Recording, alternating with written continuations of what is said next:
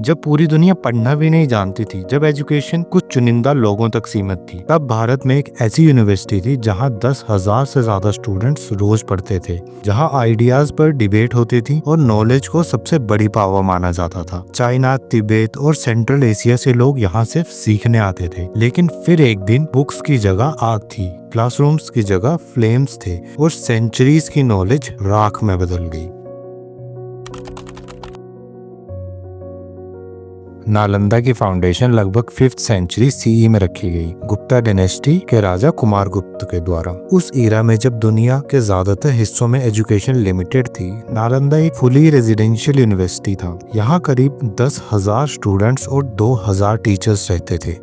Admission इतना tough था कि गेट पर ही कैंडिडेट्स का ओरल टेस्ट और डिबेट ली जाती थी और बहुत ही कम लोगों को क्वालिफाई किया जाता था। यहाँ पढ़ाई सिर्फ बुद्धिज्म तक रिस्ट्रिक्टेड नहीं थी। नालंदा में फिलोसफी, मैथमेटिक्स, एस्ट्रोनॉमी, मेडिसिन पढ़ाया जाता था।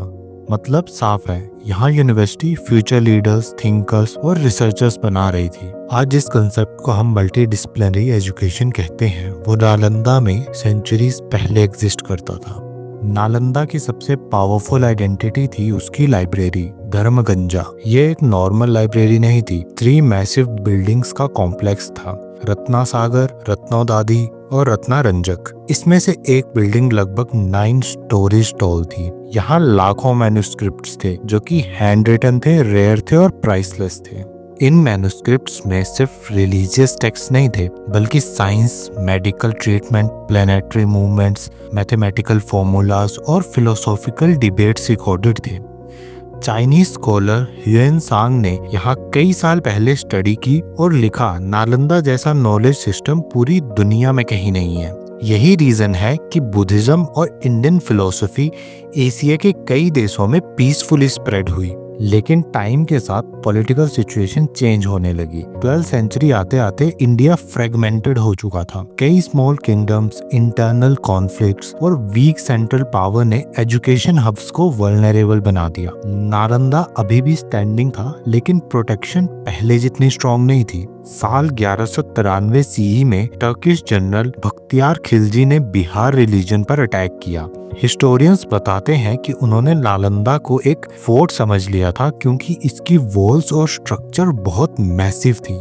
जब आर्मी अंदर घुसी तो वहाँ न सोल्जर्स थे न वेपन, सिर्फ मॉन्क्स, टीचर्स और स्टूडेंट्स जो पीसफुल स्टडी और टीचिंग कर रहे थे। खिलजी ने स्कॉलर से पूछा कि इन बिल्डिंग में क्या रखा है, तो उसे बताया गया कि ये बुक्स और मैन्युस्क्रिप्ट्स हैं जिनमें फिलोसफी, साइंस और नॉन इस्लामिक नॉलेज है। तो उसने उन्हें बर्न करने का ऑर्डर दे दिया। ये एक्ट एक्सीडेंटल नहीं था, बल्कि आइडियोलॉजिकल डिस्ट्रक्शन था। इन्वेडर जानते थे कि लोगों को मारने से सिविलाइजेशन खत्म नहीं होती, लेकिन अगर बुक्स जला दी जाए तो फ्यूचर जनरेशन कुछ सीख ही नहीं पाएगी। नालंदा को जलाना मतलब इंडिया की इंटेलेक्चुअल बैकबोन को तोड़ देना। इतने ज्यादा मैन्युस्क्रिप्ट्स थी कि फायर कई हफ्तों तक नहीं बल्कि महीनों तक जलती रही। इमेजिन कीजिए, हजारों साल का रिसर्च, डिस्कवरी और ह्यूमन थॉट्स एक ही मूवमेंट में राख बन जाए।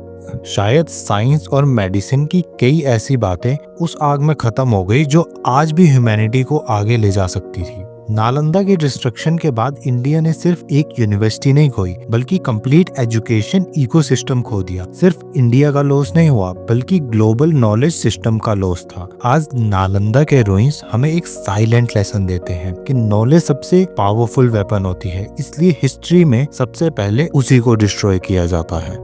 नालंदा इसलिए नहीं जला कि वो वीक था, नालंदा इसलिए जला क्योंकि वो बहुत ज्यादा पावरफुल था।